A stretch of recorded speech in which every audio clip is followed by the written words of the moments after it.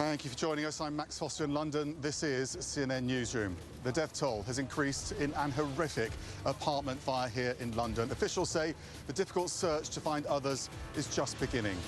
Plus, a US congressman is in critical condition after a gunman opened fire at a baseball practice. And new reporting that US President Donald Trump could be under investigation for obstruction of justice. Details just ahead.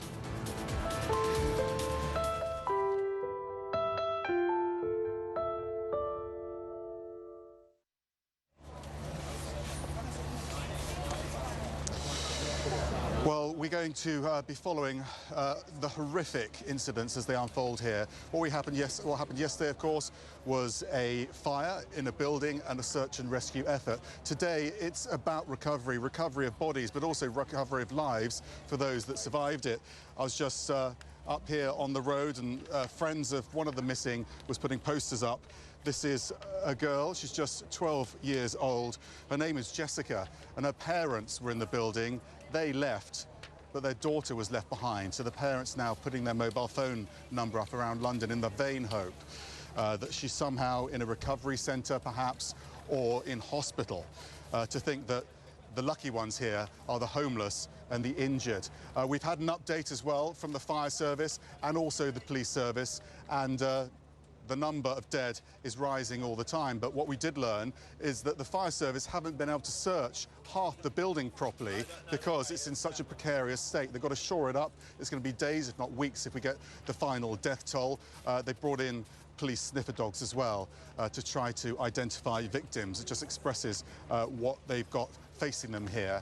Phil Black has been speaking to many of the survivors as they struggle to piece their lives together. Phil, can we cross to you?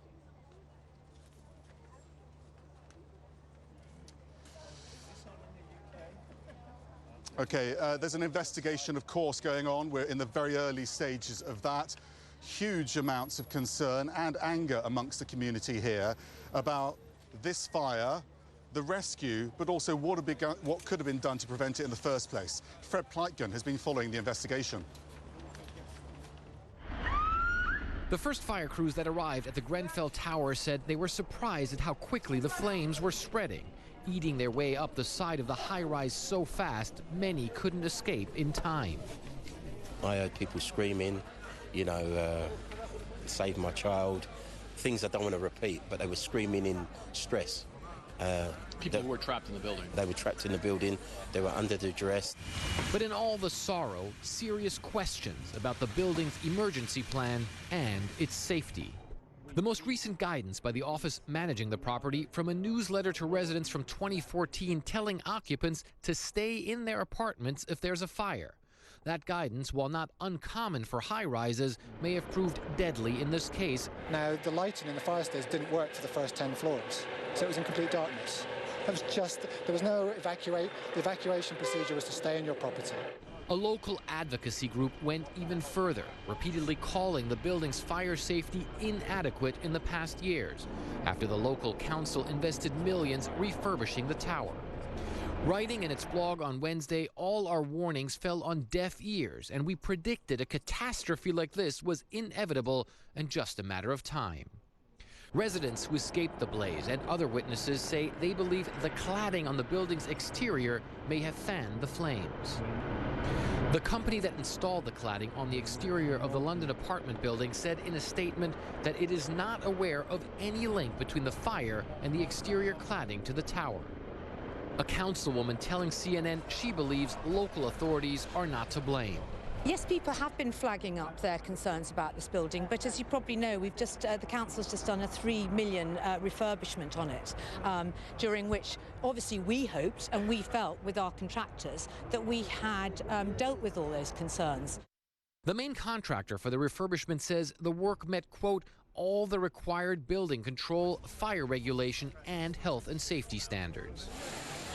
This community has been devastated by the Grenfell Tower fire. Many residents still unaccounted for, and for those who escaped, all are now displaced. The authorities here say for the moment their main priority is still dealing with the fire and its aftermath, but they acknowledge that the many people who were affected will have some serious questions and that officials will need to provide honest answers. And as the grief mounts, so does the anger many here feel at authorities they believe neglected their concerns until tragedy struck. Fred Pleitgen, CNN, London. Well, harrowing stories still coming out from those who survived this horrendous fire. Joining me now are two of them. Joe Delaney was on the first floor. Actually, you were nearby, weren't you? You weren't actually in the building. He helped firefighters, though, navigate with his knowledge of this area. Also, Sid Ali Atmani, he was living on the 15th floor, is that right? And you were there with your wife and your daughter, but you managed to get out. How did you manage to get out from such a high level? What happened, my wife, she smelled the smoke. And she said to me, there is a smoke, it's not more. Were you awake?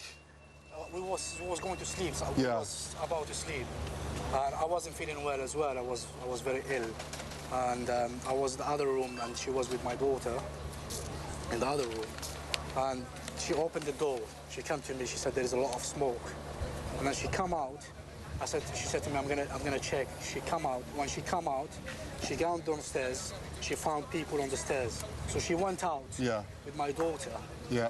When she went out, she couldn't come back. And she carried on down, did she? She carried, yeah, people telling her, just carry on, carry on, carry on. There was a fireman on the stairs. Yeah. And then I was stuck upstairs. And then when I went out, it was a lot of smoke. I couldn't see nothing. So you didn't know where they were either? I didn't know where they were. I didn't know where they are. And it was a lot of smoke. I can't even see. Like, you can't see nothing. And I went to the stairs. I found some people on the stairs. I found even disabled people. They couldn't even walk. How come they give flat to disabled people in that building? Yeah. The whole thing was wrong. I'm blaming TMO. I'm not blaming no one. This is the management company? This is management company. The management company, the way how they get down the construction of the building, the way we was complaining every day.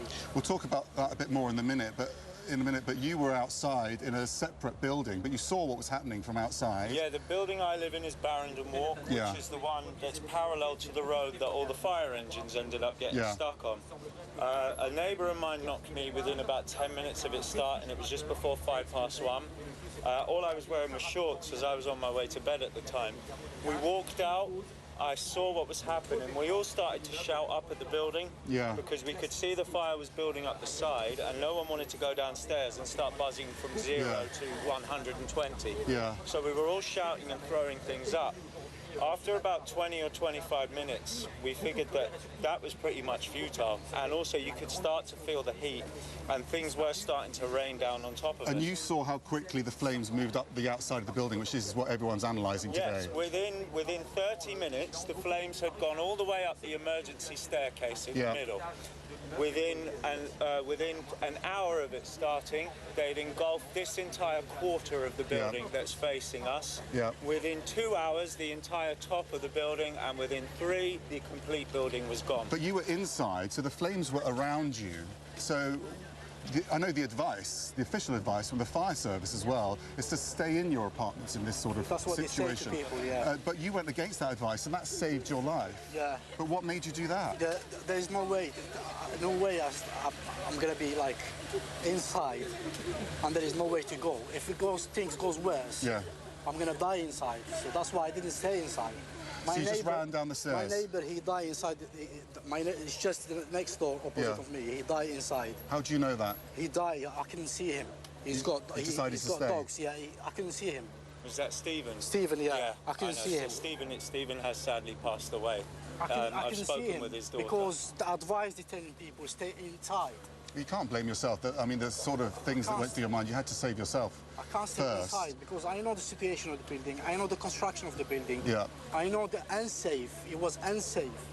The way how they done the building. And I want to ask you about that because you were helping the fire officers navigate this building, and normally they'd go inside. The idea is that they go inside tower blocks to fight from within, but they couldn't do that. At the time, they couldn't get near the bottom because they're meant to go in through the emergency entrance, but the emergency entrance was the thing that went up first. And so what they then had to try and do was it was an utter fiasco. They literally had to try and buzz themselves in through the main entrance in order to run up the stairs in order to run up the stairs, in order to get into the Sorry, building. it's a silly question, but why couldn't they barge the door down? The doors are solid metal, and the doors open outwards, so you wouldn't have been able to barge For the that fire inwards. service not to have access to a tower block, that's extraordinary. In the fire service's defence, the advice that they gave to stay in your property assumed that Kensington and Chelsea TMO had properly equipped the building and had properly fitted it, and that the works had been performed adequately. If that had been the case, their advice would have been proper. Are you talking here about the cladding on the outside? Not just the cladding, but also the way that the internal doors have been handled, the way that the insulation has been handled between the floors and things like that. A building like that, at most, should happen would be a flat would burn. Yeah. A real worst case would be a floor would. You would not get it to go up like a tinder box like that. That is absolutely outrageous. I mean, if you look at that, what was the cladding made out of? Petrol. Because what else would go up that quickly? Well, we've spoken to experts. It could have been the material or the way it was fitted, because it acts like a chimney, doesn't it? No, it was the material. What they put between panels, the construction when they renew it, they've done polyester, which is this material is flammable. Okay. You cannot imagine how we get flame. Can I just ask you about the people, your friends, who are missing today? How many people are you still looking for? I will say there is a lot of families that are missing. I will say there is one family in 23rd.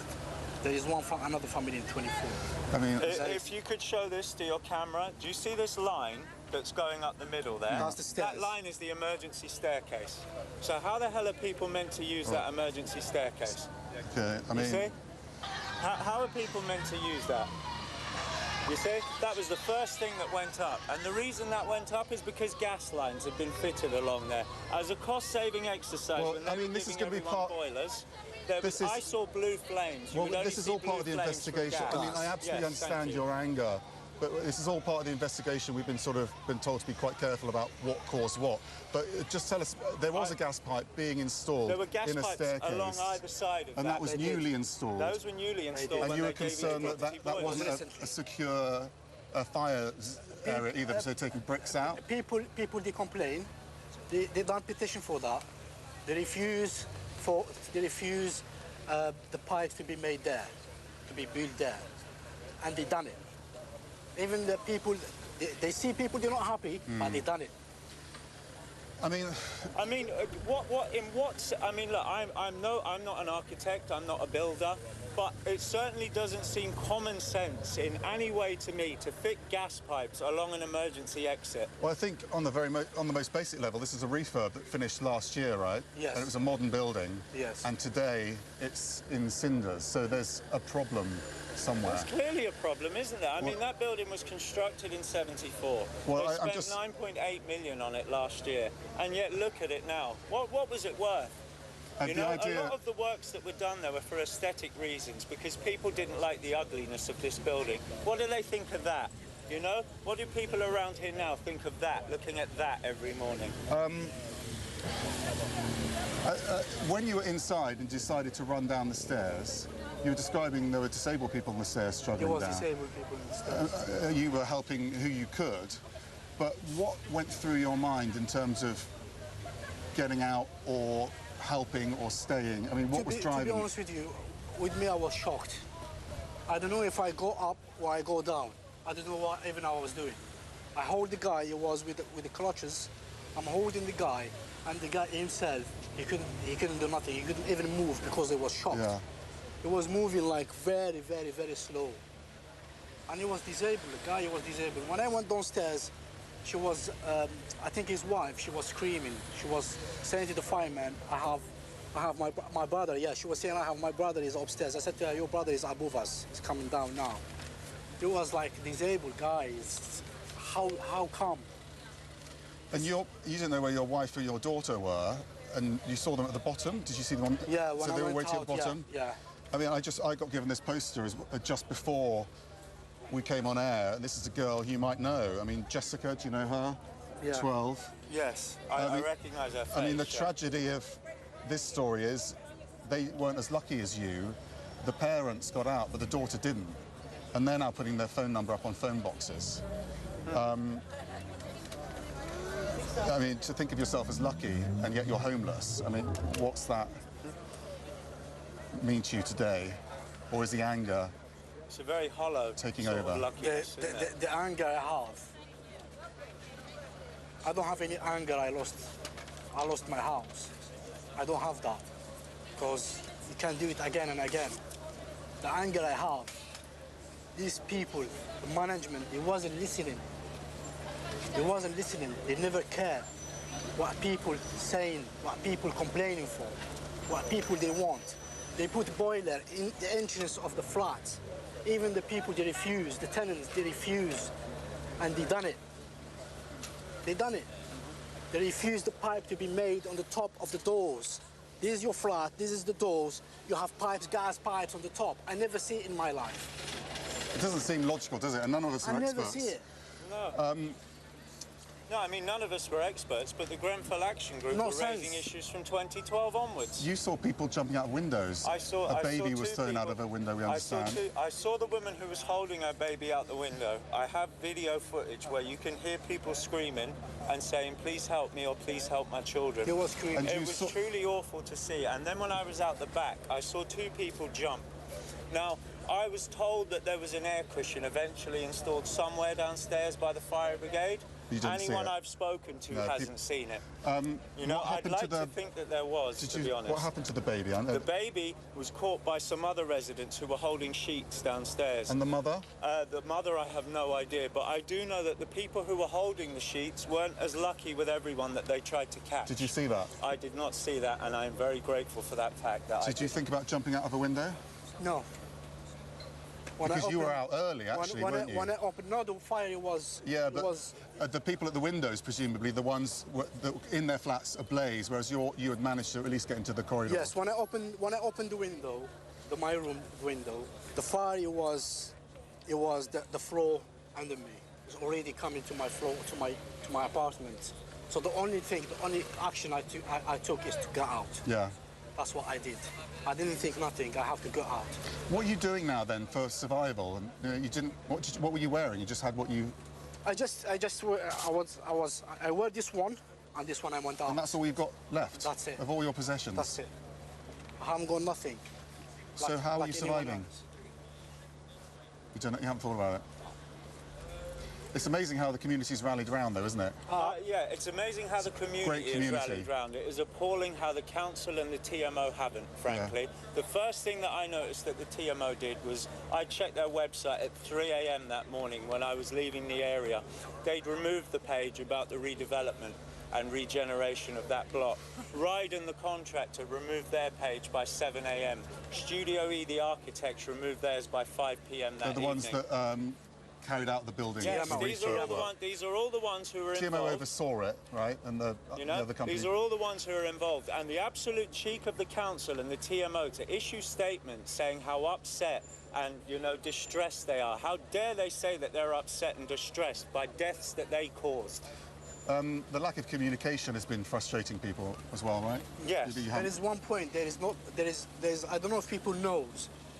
Last Saturday, Wednesday today, isn't it? Thursday. Thursday. So Saturday, it was a weekend. We had a fire test. Yeah. A guy, he knocked the door. He came in, he said, I'm here for fire test. So he done the fire test. They done the fire test, the whole building. Yeah. And then we have a fire. I mean, there's a problem, clearly, at many levels. Where's the fire alarm? Yeah. KCTMO have their contact number, 0800 137 111. I rang that yesterday. After 10 minutes, no one picked up. I then rang the reception number of their offices on Kensal Road. After 10 minutes, no one picked up. I rang the press inquiry line, so a human picked up within 4 rings. Yeah. I think that says to you all about the way that they are managing it. Well, they are managing it from we need to protect our organisation and our staff, as opposed to we need to do the right thing and look after our residents. Absolutely there is no duty of care for us. You know who's helping people?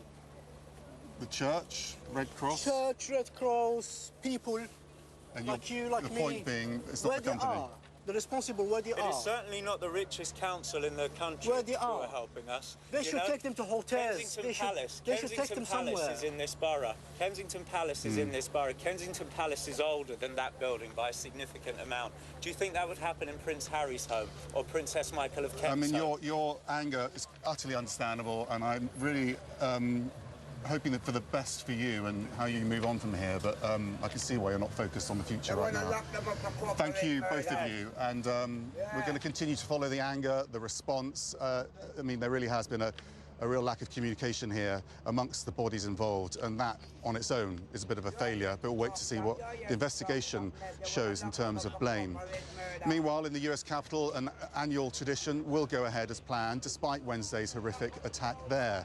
Lawmakers are planning to take to the field for a congressional baseball game hours from now. The House Majority Whip, Steve Scalise, is in critical condition there after a gunman opened fire on congressmen practicing for that game. CNN's Alex Marquardt takes us back to those frightening moments. The chilling sound of a barrage of gunfire captured in this cell phone video. 66-year-old James Hodgkinson, an ardent critic of President Trump, unleashing a hail of bullets on Republican lawmakers who were practicing on the eve of a charity baseball game. The congressman targeted on the field, scrambling to take cover. Somebody on the field yelling, "Run, he's got a gun." I ran into the dugout like most people on the field. Used the Route 240 in East Monroe, shots being fired, and there are people running, possibly victims involved. The lone gunman, who was armed with a rifle and 9mm handgun, exchanging fire with Capitol police officers who were there to protect the House Majority Whip, Steve Scalise. Local police joining in the 10-minute firefight to take down the attacker. All right, we got one in custody, one shooter. There's also a victim down in the baseball field. Scalise was on second base when he was shot in his left hip. He dragged himself after he was shot from near second base about 10 or 15 yards into the field, just to be, I think, a little further away from the gunman. 4 others also wounded in the attack. Witnesses now praising the heroic actions of law enforcement in preventing further casualties. I saw at least 2 of them go towards the shooter. They were putting their lives directly in the line of fire.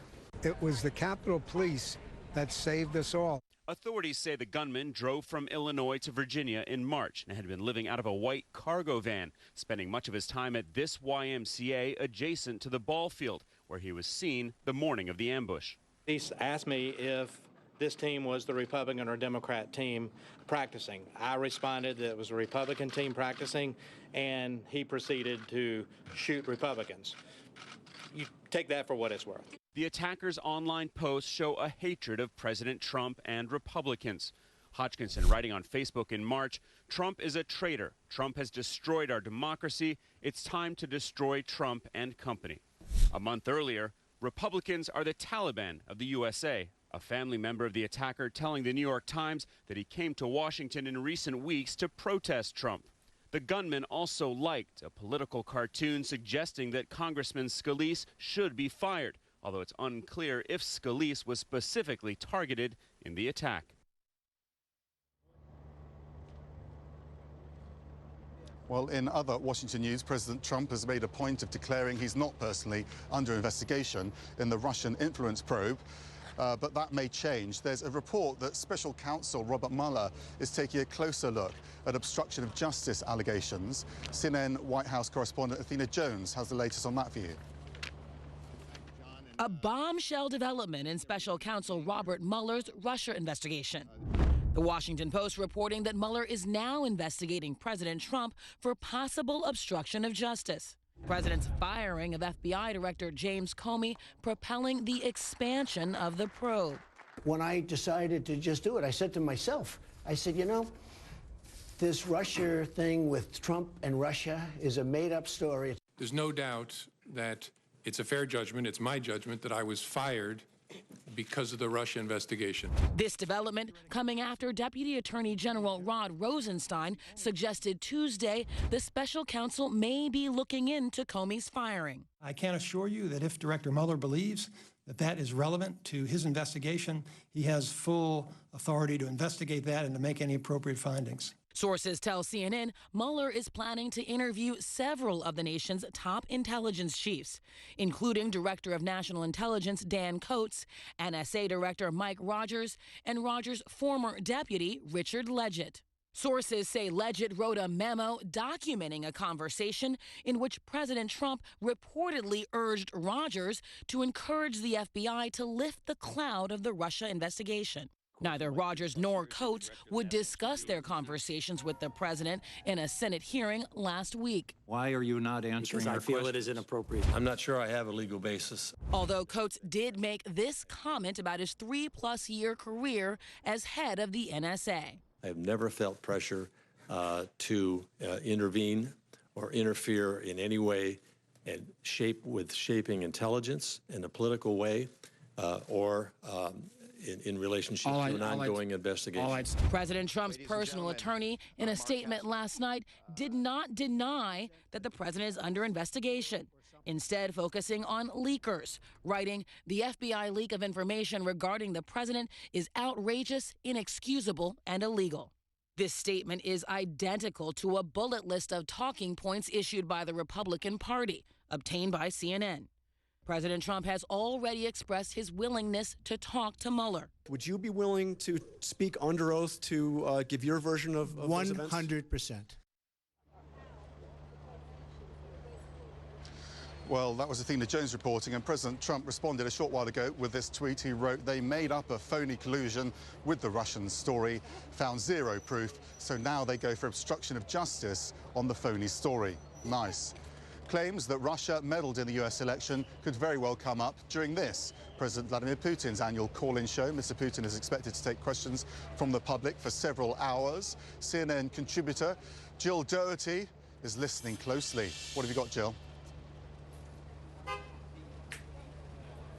Hey, Max, we've been now listening for, I was just checking, about 2.5 hours. President Putin has been going. Sometimes he goes for 3 or 4 hours. It just depends on what he gets and what he's interested in answering. But it's been kind of interesting on the economy that it began really, that was the first question about sanctions. And he essentially said that these sanctions really are just an attempt to hold Russia back, and that what really is hurting Russia more than anything is oil prices. Let's listen to what he said. In the U.S. Senate, there's another bill which has been put forward about increasing the sanctions. Why? Nothing's happened. It's something totally unexpected and extraordinary. We've been talking about these sanctions a long time, of course. Much of this is dictated by domestic policy of the U.S., but there's absolutely no reason to magnify these sanctions for Russia right now. So what their main point is to contain Russia, contain us as much as possible. So the president, before this began, had gotten about 2 million questions. They came in the form of video, from texts, and from email messages. And something else that's very interesting, on the screen, they are showing, as the president speaks, text. And some of them have been really quite unexpected. 3 terms is enough. Another one said, when are you going to resign? Another one talked about, do you really think people believe in this circus with these set-up questions? And then another one, when are we going to see, or will we live to see, a new first lady? So they kind of interesting. He also talked about his family, which President Putin doesn't do very often. Said he has 2 grandchildren, and he also said he wants them to grow up in a normal way without a lot of attention, so they can have a normal life. And then finally, one that just came in, a question apparently from an American in Arizona, asking about Russophobia, you know, fear of Russia. And President Putin said, well, historically, we've been great friends with the United States, and we hope that that can continue. So we're continuing to listen here, Max, and we'll get back to you with more. Okay, Jill, it could be a few more hours. Thank you very much indeed. I'm Max Oster in London. Back with a check of the headlines for you in just a moment.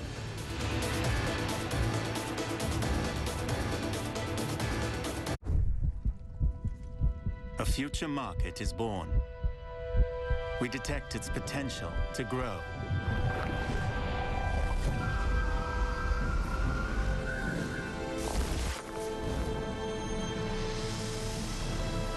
Its potential to change the world of the next generation. Together we embrace future markets from the very first step. Julius Baer, your private bank. Commuters are cramming. Printers are jamming. There's plenty to grind your gears, but you could feel just swell.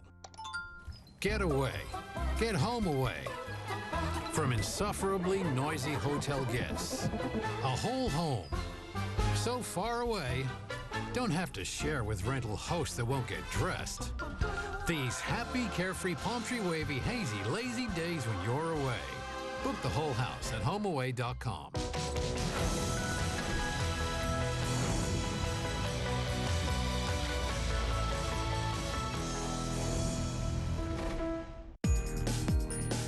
Because leaving home doesn't mean living less.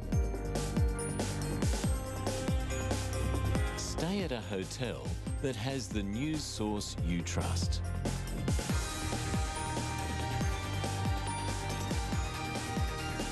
Stay at a CNN partner hotel.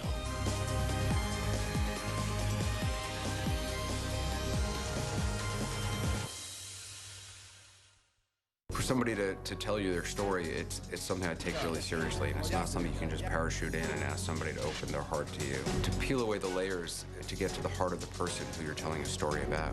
France will never give up against the terrorists. And delve beneath the surface of what's happening. You can hear their story, and you're going to do their story justice.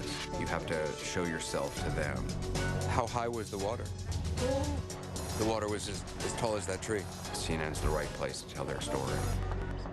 I'm Nick Robertson in Brussels. This is CNN.